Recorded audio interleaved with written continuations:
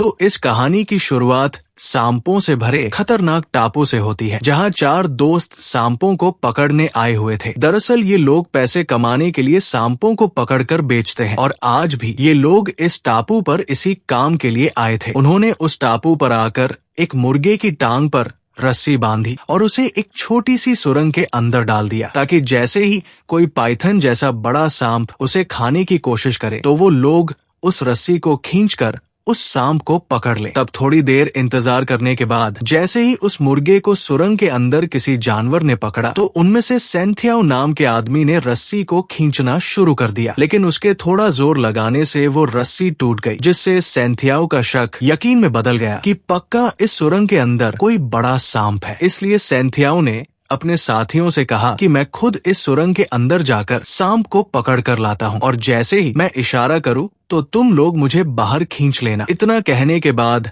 सेंथियाओ जैसे ही उस सुरंग के अंदर गया तो वहां उसे एक सांप दिखाई दिया, जिसका आकार काफी बड़ा था और सेंथियाओ ने उसे जाते ही पकड़ लिया। मगर तभी सेंथियाओ ने देखा कि ये सुरंग अंदर से बहुत ज्यादा बड़ी थी और उसे यहाँ खतरे का आभास भी हो रहा था। इसलिए उसने जल्दी से अपने साथियों से उसे बाहर खींचने को कहा, पर उनमें से अरबिन नाम के एक मोटे आदमी को लग रहा था कि सेंथियाओ उनके साथ मजाक कर रहा है और इस सुरंग के अंदर कुछ भी नहीं है। इसलिए वो सेंथियाओ को बाहर निकालने की बजाय उसके पैरों में गुदगुदी करके उसके साथ मजाक करने लगा। लेकिन थोड़ी देर बाद जब सेंथियाओ बहुत जोर से चिल्लाने लगा तो उसके तीनों साथी मिलकर उसे बाहर खींचने की कोशिश करने लगे, पर तब तक बहुत देर हो चुकी थी, क्योंकि तब तक उस सुरंग के अंदर एक बहुत बड़ा सांप सेंथियाओ की ओर आने लग गया था, जिसने एक ही पल में सेंथियाओ को सुरंग के अंदर खींच लिया। अरबिन ने उस सुरंग के अंदर हाथ डालकर सेंथियाओ को बाहर खींचने की कोशिश भी की, पर एक सांप ने उसके हाथ पर काट लिया। तब उसके साथियों ने जब अरबिन को बाहर निकाला तो उसके हाथ पर एक सांप चिपका हुआ था, जिसे अगले ही पल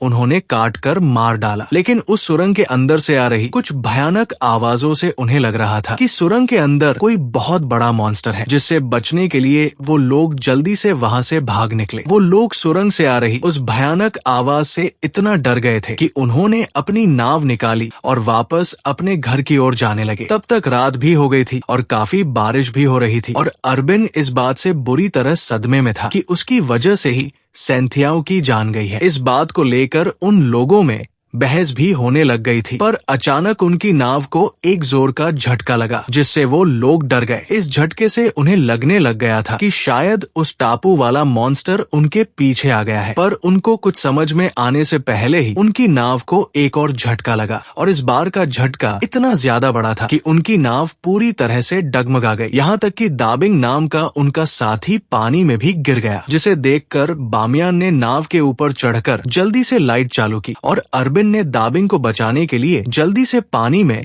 रस्सी से बंधा हुआ टायर फेंका। लेकिन जैसे ही अरबिन ने बामियान की ओर देखा तो उसके पीछे एक बहुत ही बड़ा सांप खड़ा था, जो अगले ही पल वहां से गायब हो गया, जिसके बाद उस सांप ने पानी में गिरे हुए दाबिंग पर हमला कर दिया, जिससे वो मारा गया। अरबिन ने एक भाले की मदद से सांप को मारने की कोशिश भी की, पर उस सांप ने अरबिन पर एक जोरदार हमला करके उसे हवा में उड़ा दिया और उसके नीचे आने से पहले ही उसको अपना शिकार बना लिया। तब बामियान उस सांप के आकार को देखकर इतना ज्यादा डर गया था कि वो सांप से भीख मांगने लगा कि मेरी जान बख्श दो और मैं आज के बाद कभी सांप नहीं पकड़ूंगा। मगर उसके बाद भी वो सांप नाव पर चढ़कर उसकी ओर बढ़ने लगा। उस नाव पर एक कैमरे के पास सांप के कुछ अंडे पड़े हुए थे और ये बड़ा सांप उन अंडों का पीछा करते हुए ही इस नाव तक आया था और इसके अगले ही पल उस सांप ने बामियान को भी मौत के घाट उतार दिया। खैर, अब इसके कुछ दिनों के बाद एक औरत दौड़ते हुए शेन नाम के एक आदमी को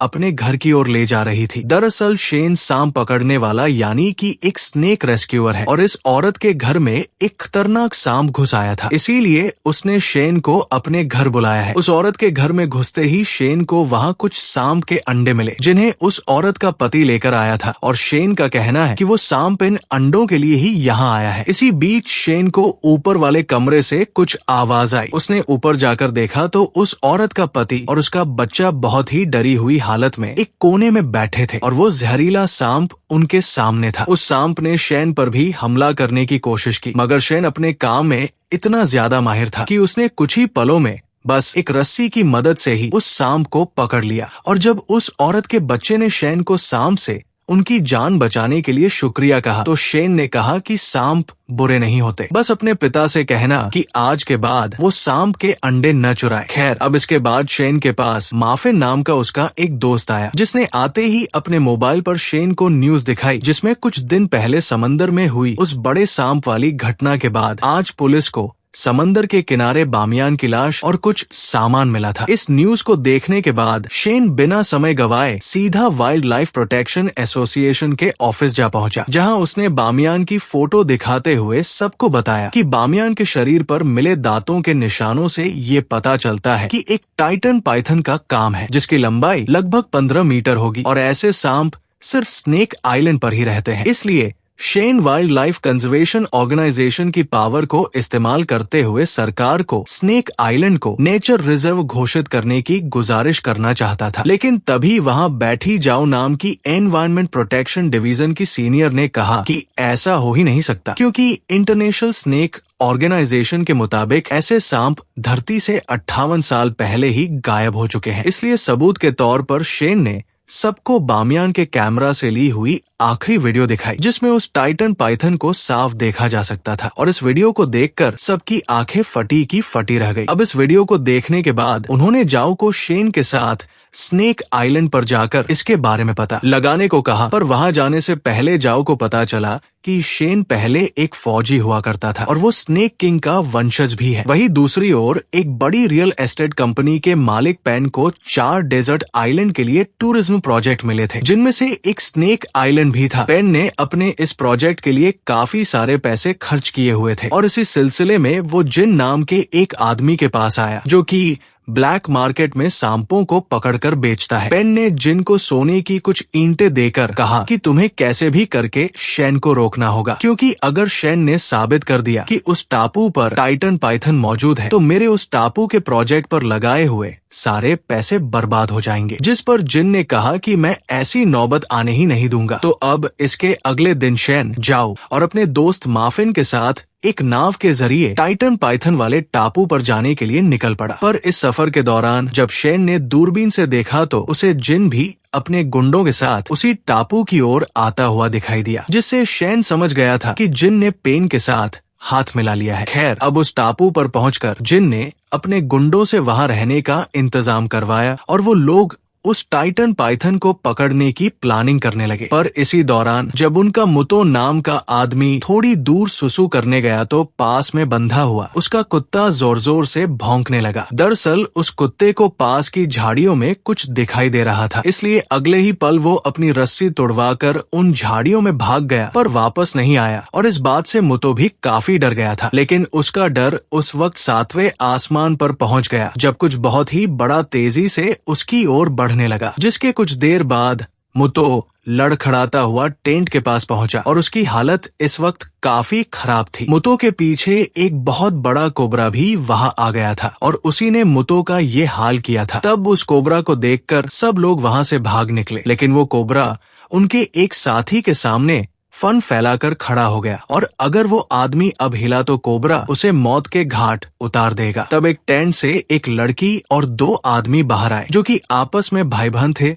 और वो आते ही रॉक पेपर और सीजर खेलने लगे, क्योंकि इस गेम को जीतने वाला ही उस बड़े कोबरा को पकड़ने वाला था। इस गेम को उनमें से हंग नाम के आदमी ने जीतकर कोबरा को पकड़ने का फैसला किया, जिसमें वो इतना माहिर था कि उसने पल भर में कोबरा को पकड़कर एक बैग में डालकर जिन को दे दिया। लेकिन इसी बीच शेन भी अपने साथियों के साथ वहां पहुंचा, जिसने आते ही जिन से उस कोबरा को छोड़ देने को कहा, जिस पर थोड़ी कहासुनी करने के बाद जिन ने शेन से कहा कि अगर तुमने मुझसे कोबरा वाले बैग को छीन लिया तो तुम इसे ले जा सकते हो। पर ऐसा करते वक्त उन दोनों में लड़ाई होने लगी, जिसमें शेन पहले फौजी होने की वजह से जिन पर भारी पड़ रहा था और उसने कुछ ही पलों में उस कोबरा वाले बैग को हासिल कर लिया। तब अपने बॉस यानी कि जिन को हारता हुआ देखकर उसके गुंडों ने शेन और उसके साथियों पर हथियार तान लिए, लेकिन जिन ने उन्हें वहां से जाने दिया, क्योंकि भले ही जिन इस लड़ाई में हार चुका था पर उसका प्लान अब कुछ और ही था। वही शेन, माफिन और जाओ कोबरा को आजाद करने के बाद जगह जगह जाकर यहाँ टाइटन पाइथन के होने के सबूत इकट्ठा करने लगे, जिसके दौरान अब काफी रात हो चुकी थी और बारिश भी होने लग गई थी, जिससे बचने के लिए शेन रात बिताने के लिए जाओ और माफिन को अपने दादाजी द्वारा बनाए गए कॉटेज में ले गया। पर जैसे ही वो सब उस कॉटेज के अंदर आए तो उन्हें वहाँ से सड़ी हुई मछली की बदबू आने लगी, जिससे उन्हें शक हुआ कि शायद टाइटन पाइथन यहाँ जरूर आया होगा। इसलिए वो चौकन्ने होकर उस कॉटेज को ध्यान से देख ही रहे थे कि तभी उन्हें वहाँ से एक आदमी की लाश मिली, जिसे देखकर माफिन और जाओ काफी डर गए थे। लेकिन शेन ने जब उस लाश को देखा तो वो लाश किसी और की नहीं बल्कि बामियान के दोस्त अरबिन की थी, जिसके सड़े हुए शरीर को देखकर जाओ ने बताया कि इसकी मौत सांप के निगलने की वजह से ही हुई है। तब शेन ने कहा कि जैसे ही हमें सिग्नल मिलेगा तो हम पुलिस को अरबिन की लाश के बारे में बता देंगे ताकि वो इसका अंतिम संस्कार कर सके। इसके साथ ही उन्हें कॉटेज की दीवार में एक बड़ा छेद मिला और उन्होंने उस छेद के सामने कुछ सामान रखकर उसे बंद कर दिया ताकि सांप अंदर ना आ सके। तो इस सब के बाद जाओ कपड़े बदलने लगी और शेन उन सब के लिए खाना बनाने लगा। पर इसी दौरान जाओ को एहसास हुआ कि जैसे कोई छुपकर उसे देख रहा है, मगर फिलहाल उसने इस बात को इग्नोर किया और खाना खाने के लिए शेन और माफिन के पास चली गई। खाने के बाद माफिन को शेन के दादाजी के एक छोटे संदूक से टाइटन पाइथन की एक फोटो मिली, जबकि शेन और जाओ को फिर से वहाँ किसी के होने का एहसास हो रहा था। शेन ने जब दरवाजा खोलने की कोशिश की तो दरवाजे को किसी ने बाहर से बंद कर दिया था। वहीं माफिन को पास में पड़ी अरबिन की लाश के ऊपर डाले कपड़े के अंदर कुछ हिलता हुआ दिखाई दिया, जिससे वो काफी डर गया था। शेन ने जब लाश के ऊपर से कपड़ा हटाया तो वहाँ एक जहरीला सांप था और शेन ने बड़ी चालाकी से उस सांप को वहाँ से दूर फेंक दिया, लेकिन तभी दूसरे सांप ने माफिन को काट लिया। इसलिए शेन ने आग का इस्तेमाल करके उन दोनों सांपों को दूर भगाया और अपने सामान में से जहर का एक एंटीडोट निकाला ताकि वो माफिन की जान को बचा सके। पर उससे पहले ही जिन के एक आदमी ने छुपकर शेन को एक इंजेक्शन मारकर टेम्परेरी पैरालाइज कर दिया और वो दोनों जहरीले सांप शेन और माफिन को काटने के लिए उनकी ओर बढ़ने लगे। इसी बीच जिनका एक आदमी जाओ को खींचकर कॉटेज से बाहर ले आया और उस आदमी की जाओ पर बुरी नजर थी, पर उसके ऐसा करने से ठीक पहले वहाँ टाइटन पाइथन ने आकर उसे अपना निवाला बना लिया और जाओ उसके चंगुल से आजाद हो गई। इसके बाद जाओ जब अंदर आई तो शेन और माफिन की इतनी बुरी हालत देखकर उसे चिंता होने लगी, लेकिन शेन के बताने की वजह से उसने कुछ बुरा होने से पहले ही माफिन और शेन को एंटीडोट देकर उनकी जान बचा ली। खैर, अब इसकी अगली सुबह वो सब अपने टाइटन पाइथन को ढूंढने के सफर पर फिर से निकल पड़े, जिसके दौरान उन्हें एक पेड़ पर सांप की केंचुली मिली, जिससे ये बात तो साफ हो गई थी कि इस टापू पर टाइटन पाइथन मौजूद है, लेकिन अभी उन्हें इसके लिए और सबूत भी इकट्ठा करने थे। मगर इसी बीच उन्हें पास में गिरा हुआ योंग मिला, जिसकी हालत इस वक्त काफी खराब थी। इसलिए शेन ने जल्दी से उसे एक एंटीडोट देकर उसकी जान बचा ली। पर तभी योंग के शरीर पर लगे लिक्विड को देखकर जाओ को पता चला कि ये सब टाइटन पाइथन ने ही किया है और जल्दी ही वो अंडे भी देने वाली है। तो अब इसके बाद वो लोग योंग को उठाकर जिन के पास ले गए, जहाँ उन सबको लग रहा था कि योंग की ये हालत शेन ने ही की है। पर तभी योंग को होश आ गया और उसने जिन को बताया कि ये सब इन लोगों ने नहीं बल्कि टाइटन पाइथन ने किया है। ये सुनने के बाद जिन ने शेन को उसके भाई योंग की जान बचाने के बदले में काफी सारा सोना दिया, लेकिन शेन ने योंग की जान पैसों के लिए नहीं बचाई थी, इसलिए उसने जिन को उसका सोना वापस कर दिया। शेन ने जिन से कहा कि अगर तुम मेरा शुक्रिया अदा करना ही चाहते हो तो सभी पकड़े हुए सांपों को छोड़ दो और इस टापू से चले जाओ। पर जिन उसकी बात मानने के लिए बिल्कुल भी तैयार नहीं था, इसलिए काफी बहस करने के बाद शेन ने कहा कि अगर तुम मुझे अपने भाई को बचाने की कीमत देना चाहते हो तो मुझे एक गाड़ी दे दो। तब जिन ने उसकी बात मानकर उसे गाड़ी दे दी और शेन अपने साथियों के साथ गाड़ी लेकर वहाँ से चला गया। खैर, अब गाड़ी में वहाँ से जाते वक्त जाओ ने शेन और माफिन को बताया कि मेरे हिसाब से टाइटन पाइथन ने अब तक अंडे दे दिए होंगे और अगर वो अंडे जिनके हाथ लग गए तो बिल्कुल भी अच्छा नहीं होगा। पाइथन के बच्चों के बचने के चांस बहुत कम होते हैं, इसलिए हमें उस अंडे को अपने साथ ले जाना होगा क्योंकि लोगों को टाइटन पाइथन के इस टापू पर होने का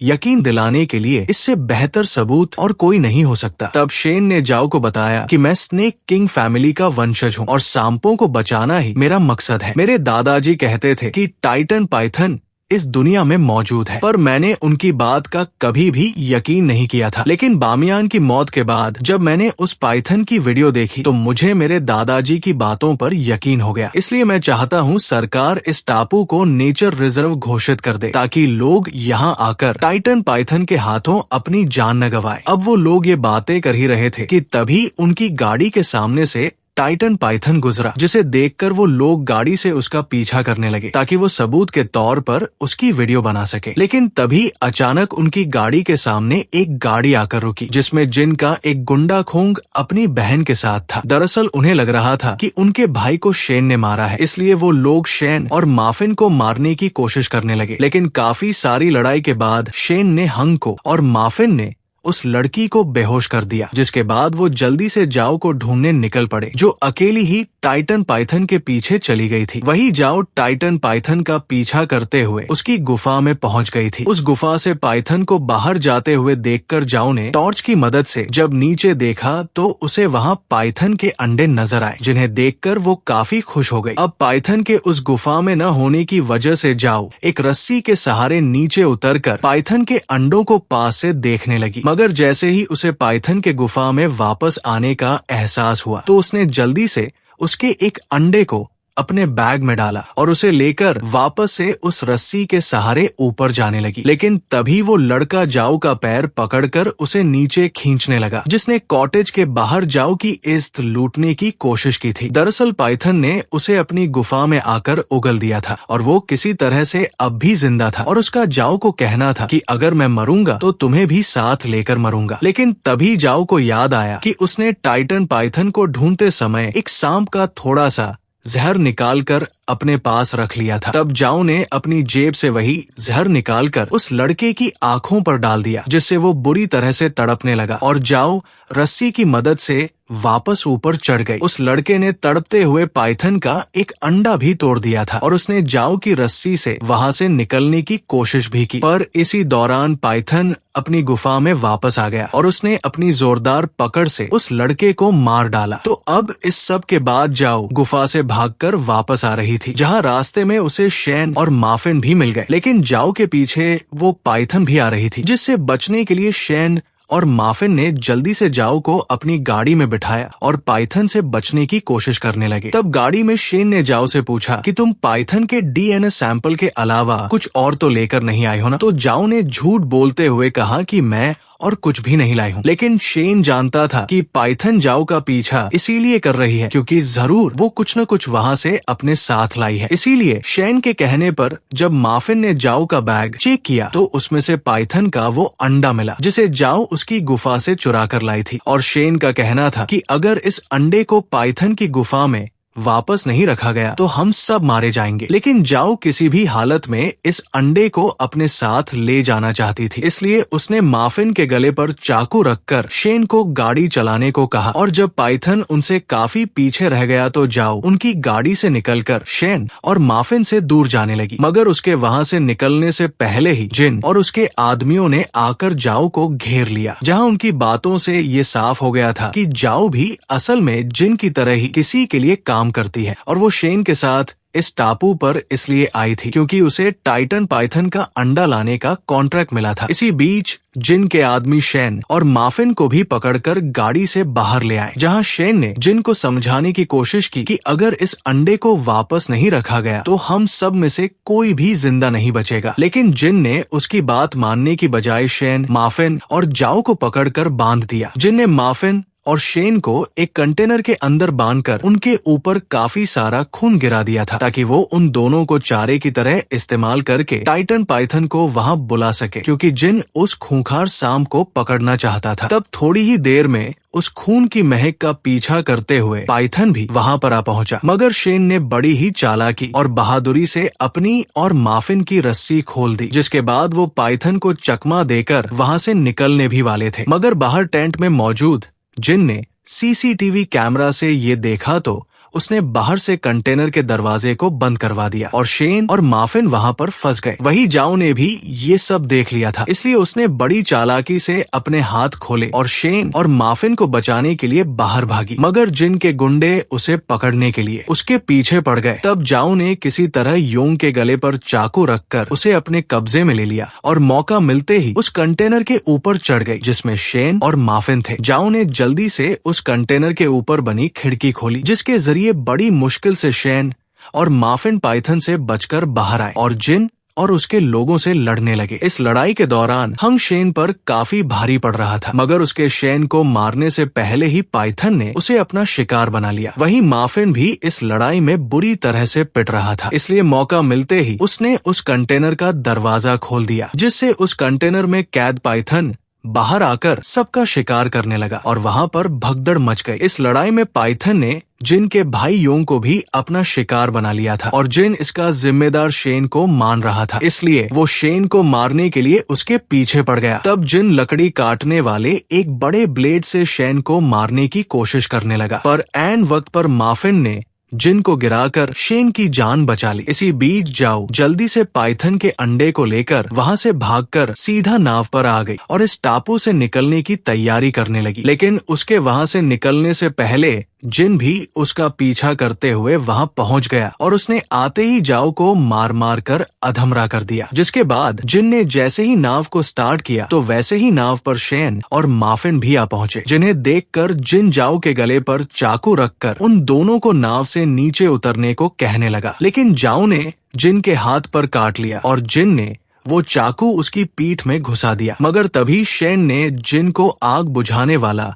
यंत्र फेंककर मारा और उससे फिर से लड़ने लगा, जिसमें इस बार भी जिन शेन को मारने ही वाला था, पर माफिन ने एक बार फिर से उसकी जान बचा ली। तभी शेन ने देखा कि वो पाइथन अंडे के पीछे उस नाव तक भी आ पहुंचा है, इसलिए उसने पाइथन का अंडा वापस करने का फैसला किया ताकि उन सब की जान बच सके। मगर इसी बीच जिन चाकू लेकर पाइथन के सामने खड़ा हो गया और पाइथन ने उसे भी मौत के घाट उतार दिया, जिसके बाद उस सांप ने अपना अंडा उठाया और शेन, माफिन और जाओ को बिना कुछ कहे ही वहाँ से वापस चला गया। तो अब इतना कुछ होने के बाद जाओ ने भी शेन से अपनी इस बेवकूफी के लिए माफी मांगी और अपनी जान बचाने के लिए उसका शुक्रिया भी अदा किया। अब बाकी सब तो ठीक था, पर जाओ ने पूछा क्या इस टापू को नेचर रिजर्व बनाने के लिए उनके पास कोई सबूत बचा है। वैसे तो शेन के पास अब भी उसके दादाजी द्वारा खींची गई पाइथन की तस्वीर थी, मगर शेन का कहना था कि अगर किसी चीज को बचाकर रखना है तो उसे सबसे छुपाकर रखना ही ठीक होता है। इसीलिए उसने उस आखिरी सबूत को भी समंदर में फेंक दिया और इसी के साथ ये कहानी भी यहीं पर खत्म हो जाती है। तो वीडियो पसंद आई हो तो वीडियो को लाइक जरूर करना और अगर तुम इस चैनल पर पहली बार आए हो तो जल्दी से इस चैनल को सब्सक्राइब कर लो, क्योंकि मैं अक्सर इस चैनल पर ऐसी इंटरेस्टिंग वीडियोस लाता रहता हूँ। तो चलो फिर मैं अब आपसे मिलूंगा ऐसी ही एक और इंटरेस्टिंग